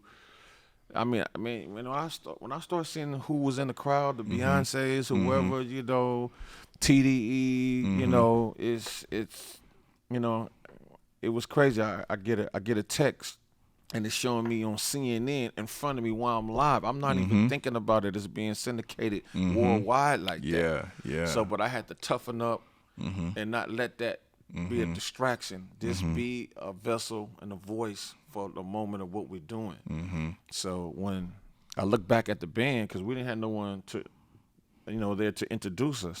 So I'm just thinking that I'm gonna just be playing my record. I mean his records, and the band was just gonna, you know, do a few tunes and that was it. But I had to be a voice and tell people hey, let's celebrate. I Everybody remember that stand now. up. I remember You know, that now. Yeah. Let's celebrate Nipsey Hussle. Let's go. You know, so I said, say less, say what you need to say, get them up. And so that's when my MC voice, the master of the ceremony, had to interject, project into this crowd. And I had to, like how Kid Capri or a Lil Jon, who Yeah, MC for just sure. lift everyone up because everybody's spirits was lost in a dark place. So by me standing up with fire, Wow. it lit that whole place up, and and then we was okay. We was like, whew, let's get this going, because the picture and then seeing the casket to the right and looking at widow and family, moms and pops, it was like they all had their eyes on us. So it's like, bro, just stand up and give them a sense of breath, support. of fresh breath of Yeah, air. It's gonna be all right. Yeah, And surround, we wrap your arms through it. around them, embrace them. Yeah. We got through it. It was crazy. Damn. So, man, rest in peace to Nip. Yes, Nips. Yes, sir. So, I mean, so now you're doing a lot with Snoop. Let's go ahead and get to what Battlecat doing now. Yeah. So I see you working a lot with Snoop. What do you got brewing with Snoop right now? Man, well, listen, Westmount Moore record is one. He definitely has me as that guy, to help administrate these goals and dreams that him and the crew got. They've been touring for so long, and through this pandemic, little monkey wrench, and us, fellowship and being together with each other, it came to a halt. So they just took their creative minds and said, you know what, we love each other, we respect each other's craft and lane, let's put something together. So Too Short spearhead the idea, everyone else filled in, and I got a call like, hey, Cat, I know we just did the verses, but I'm gonna need you again. That was a credible contribution as well. DJing for DMX and Snoopy. Okay. It was another golden opportunity to shock the world again. Yeah. This is something crazy. The two top notch from the Bay and LA. And let's make this happen. So they said, Cat, I need you to start putting some blammers together. So he called all his constituents and conglomerates of the music industry, and we just started knocking songs out left and right. And it was crazy because I haven't talked to a few of them in a while. So, my information was being passed on, and I got a chance to interact with them over the phone or through email. So you did the majority of the records on that? No, I did a lot of mixing. Okay. I did about 3 on that record. Okay. But I'm all through it. Percussions, adding other production to other people's production, and I'm glad they was open enough to receive me that way. Because usually with producers they're very territorial. Like, nah, man, I don't want his flavor on my flavor, but. They embrace me like Earth, Wind, and Fire, like brotherhood. Like, let's see what he got. To tell him to bring it. We open, and they embrace me. So I'm all through it, mixing, production, mastering, the whole 9 yards, and it's still in play. Okay. And then that inspired me as well to do my single. I always been an artist behind the scene, and I've been instrumental in co-producing and writing lyrics and hooks and stuff like that for my family on the West Coast. So I just thought I'd express myself and show people who Kevin is, how Kevin became a producer, and how Battlecat and Kevin met and what they wanted to do collectively together. So I'm telling my story from what inspired me to be who I am as a person, father, husband, friend, brother, the whole 9 yards. All that is going into this album. And I sing, I talk box, like Roger. I'm DJing on the record. All my instrumentation, great instrumentation that everyone loves is coming out. It's a beautiful record. My first single is called I'm From Round the Way. And I feel like I'm from everywhere because, I'm the voice, I'm the people's champ that they love besides our other big brothers of this music game. Right. And they feel like, Cat, you need to go ahead and lead and finish what you started, you know what I'm saying? Because we look at you that way. You're a leader. You're not just a participant, partner or player, team player. You more than that. So it's, emerge from the background and step up. Yeah. Center front and voice yourself, express yourself. We got you. We know what you're about. We've seen enough, to know that you the one. If you could do that for us, you know what I'm saying. Not to say that Dre or Quick and them won't return and say some things, but you, Cat, you don't have no reason to not step up and embrace. How you putting it out? You doing it independent yourself, or you signed with a label? It's starting independent, but it's a bidding war jumping off behind Pulsar Entertainment being instrumental in that, Stan Shepard being instrumental. Shout out to Stan that. Shepard, boy. Yeah, and shout out to Harrio as well, and my boy Floyd. It's a conglomerate of folks who want to see me win. Yeah. And I'm glad that they understand that I'm ready, and I understand how this thing goes from the next level of making music, especially on the digital side and streaming now. I didn't understand it, and it was very intimidating to be inspired to put music out, and you don't know how you're going to benefit. Yeah, because we from the physical age. The physical copy age is a whole different game now. A whole different game. Yeah, because now the music business has become the tech business. You know what I'm saying? Because that's by which way it's marketed and consumed. Yeah. So it's understanding algorithms, playlists, marketing. It's crazy. Oh, it's a whole different thing. The algorithms, funny that you say that. Even on the social media, man, they're sending you the shit that they think you like because they see what you tapping into. Exactly. And that's like crazy. And we never even seen that coming. Man, from it's a where whole we come different from. world, bro. Yeah, from what we know. Yeah, so we got to get out the dinosaur, Flintstones days. Man, you just got to do like me, bro. I hire motherfuckers. I hire social media people to do that shit, and I learn as they do it. But I hire because it's a lot to and there's it. nothing wrong with that. Yeah. I mean, we seen it even from back in the days of Russell. Russell did it. I mean, whatever the technology or the language is of the business, progressing, he would do the same thing. So that's how you stay current. And Yep. That's cool, bro. I'm curious, Kat. What do you think about? What's your opinion on the music today, hip hop music today? It's getting back to it because instead of a lot of the complaining about it, like we was doing, and almost alienating our own race, let alone the industry, we still had to watch what we say because we got people in high places. If we're not empowered, you can't do too much or say too much. You still have to watch your mouth out here.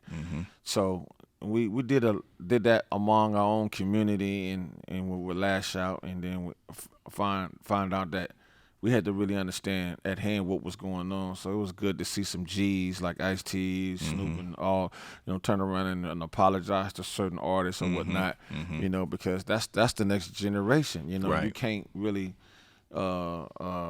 victimize them that way, or you know what I'm saying? Yeah. We got nephews and nieces and kids, up under us, and so if we don't have an answer, all that bickering and bitching about it, right? It just don't look good. The next, you never know, you can alienate yourself. Hell yeah, you put yourself on an island. And I tell people all the time, because you got to think, even with the music, because I think we share the same generation musically. You know what I'm saying?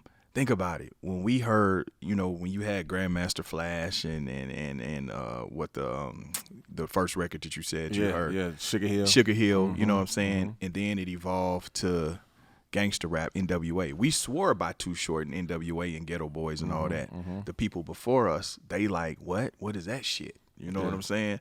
So the same way that we swore by NWA, Spice One, Ice-T, you know what I mean, and the people before us, it's a revolving door, just like now. You know what I mean? So a lot of this music, it's for the kids. It's for the younger generation. You know what I'm saying? So I think it's unfair for us to look at that like, oh, it ain't what our shit was. So it's bullshit. Yeah, because we was on the worldly shit too. That's what I'm saying.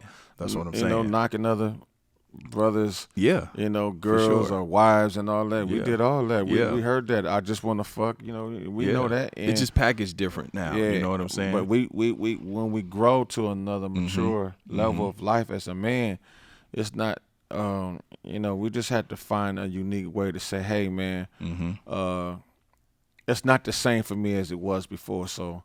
Right. If you can appreciate where I'm going now, I would be very, very humbled and appreciative of that because, you know, you're gonna eventually be my age, and you're gonna grow out of a lot of the shit that you think is cool. Yep. It's not, you know. So I love what Dre said a few interviews about that. I understand, you know, the expression because I lived it. You know what I'm saying? But we have to have a balance. And if you look at our lives professionally and where the good music is being appreciated, you know, you can't just perpetuate and disrespect what was here before you guys. Right. You know, when you got a lot of people who they're gonna live their lives the way they do, but when you win someone with prestige and principle and you know, something that empowers us. You know, when you wearing a Bob Marley or T-shirt, but yet you live in this fucked up lifestyle, you almost like spitting on the culture. You just it's confusing. It's like don't wear and don't attach great people to who you are, and you sharing a different lifestyle that doesn't reflect great people. Right. So all that's confusing on all levels of life, from the apparel to the music to the content. And I'm proud of a lot of the young generation that's starting to get it. You know, if they want to have some type of longevity, you know, they're gonna have to take another look at the history of what music is and what it has done, and how much ownership and appreciation that is being respected now. You know, I mean, just look at it. I mean, look what 50 is with it. Yeah. You know, a lot of my homies are from different places: New Jersey, New York, L.A., Detroit. They are shining now. You know, Right. they are able to showcase diversity now through social media. Right. So now a lot of the producers that has been private are now being seen, showing the art of creating and composing and making good music, and how some of those Instagram and Facebook platforms are showcasing talent. Their talent. Like I never thought I would see today how producers are embracing and respected. Right. They didn't know too much about them in the first place, but now we got social media having a different perspective, a persona about who that producer is. Right. And so now people are starting to patent their success or approach to getting heard that way. Right. Then we can see the legends post their music or go live on Instagram and share some jewels and some gems here and there, and physically show what kind of equipment that they're using. Right. It's giving a whole nother edge of the creativity and appreciating musicianship now. People are starting to pick up instruments now. Yeah. You know, I'm with a lot of the companies that are behind me and that I have endorsing me, like Rollin, Wave, That's dope. Propellerhead, which is Reasons, just to name a few, Native Instruments. They really believe in my leadership as a producer and my ear that has helped people create a standard of how music should be heard, created, and all that. So that speaks volume about you, your brand, and you as a producer. It's a blessing. Yeah. So I think we in a good place right now, like where Snoopy is. Snoopy's ear and success landed him at Def Jam West as an executive. Yeah, and saw he's that. now given. It's almost like now he's an agent for producers to work with artists that they've been dreaming to work about. Work with. That's what I meant to say. Yeah. You know, whoever that's on Def Jam, the old roster to the new roster. Yeah. And now it's an opportunity from anyone who really want to own it and really want to make a name for themselves and eventually become successful, like a Russell or Puffy or but now we have the opportunity to build that relationship now through Snoopy doing that. Yeah, that's dope. Congrats to Snoop. I saw that. That's big. Yeah. So you got the new album, you got the new single, Yeah, the new album, and the new coming album soon. following behind it. I almost have a gold single too from a Crip and Blood movement that I did called One Blood, One Cuz, inspired by Nip and Bangin the Wax and the whole culture and the lifestyle of Crippin'. We have seen some great things come out of that collaboration. You see YG and Nip. That was a beautiful relationship. And even before that, there's others that have collaborated, like Snoop and Game, Right. or touching all these different walks of life. Him and Mozzie, Right. and then me being in it in so many ways as well. I just love where it's at right now. So it's the single's called You Can't Tame Us. It's on all platforms. It's available.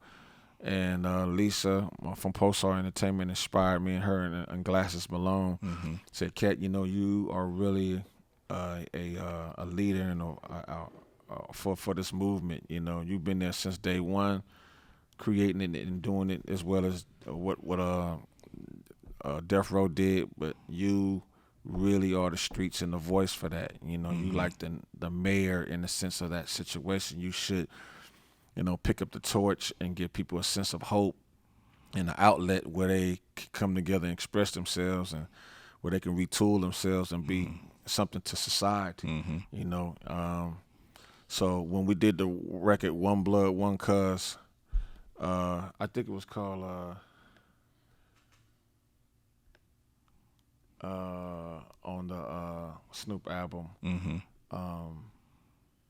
Who did that One Blood, One Cuz? Yeah, I produced the record. Who's on it? Who's It's on me it? and Snoopy. Oh, okay. Yeah, Okay. I sung the hook. I produced the record. Okay. But the single I did called "You Can't Tame Us" is inspired by that as well. And it has my boy Vidal Sebastian, 211 from Inglewood, Rucci from 211, from Watts, Glasses Malone, and then from Long Beach, Snoop Dogg, and then me out the '60s. And it's a successful record.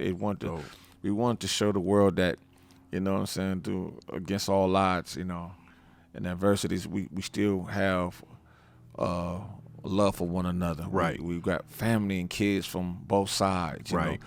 And that showed the resilient side of and that surpassed the ignorance of what we inflicted on our community. This is the upper echelon of great leadership and brotherhood, and showing the world that we really do appreciate our backyard, our women, the whole 9 yards, because they suffered a lot, conceiving children and then falling short by this lifestyle, and it's still happening. But it's amazing. I was just with Big Y from Crenshaw Mafia, and I did an extended documentary to Bangin the Wax, or just family and what I had become, because I was the first to make it. So I was like, I didn't know that they looked at me like they Dr. Dre. It was like, you was the first to make it out of it, out of all of us. Yeah. So they wanted to do a story. So I just been doing some incredible things with folks who matter to me. Yeah, for sure. Like yourself, man.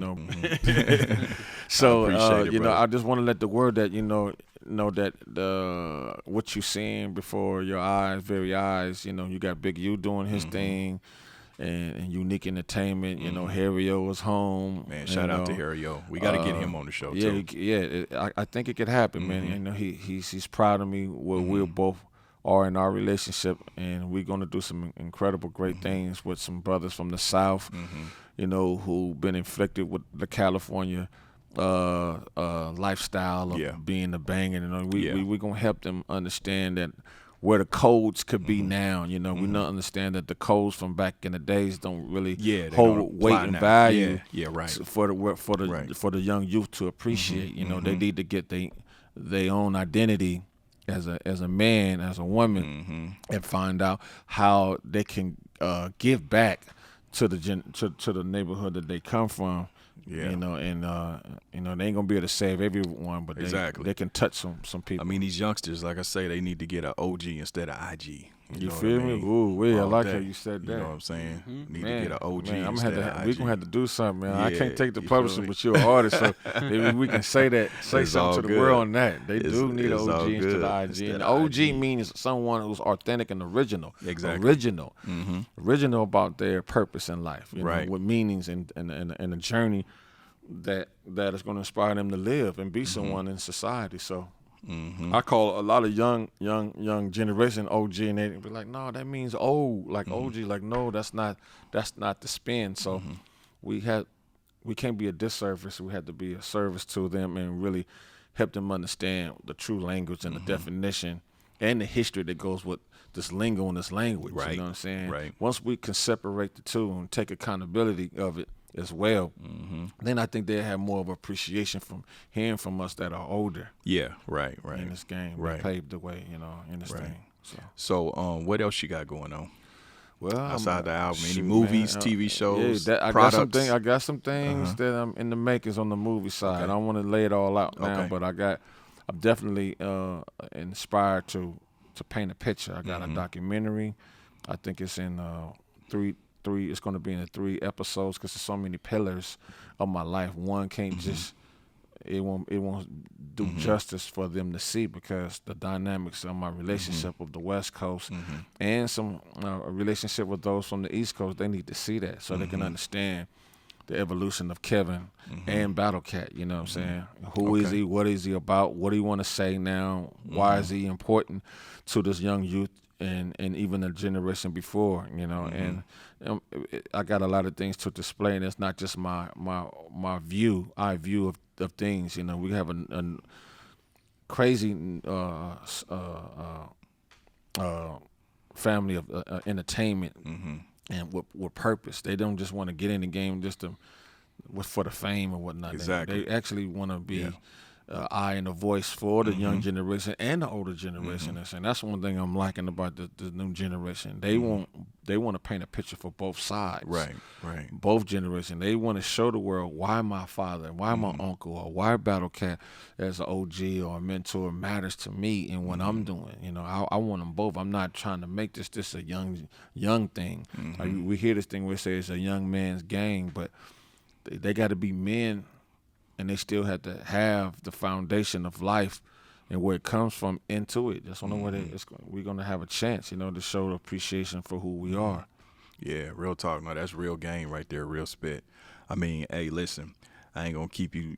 I appreciate you coming. I ain't gonna keep you too much longer. Man.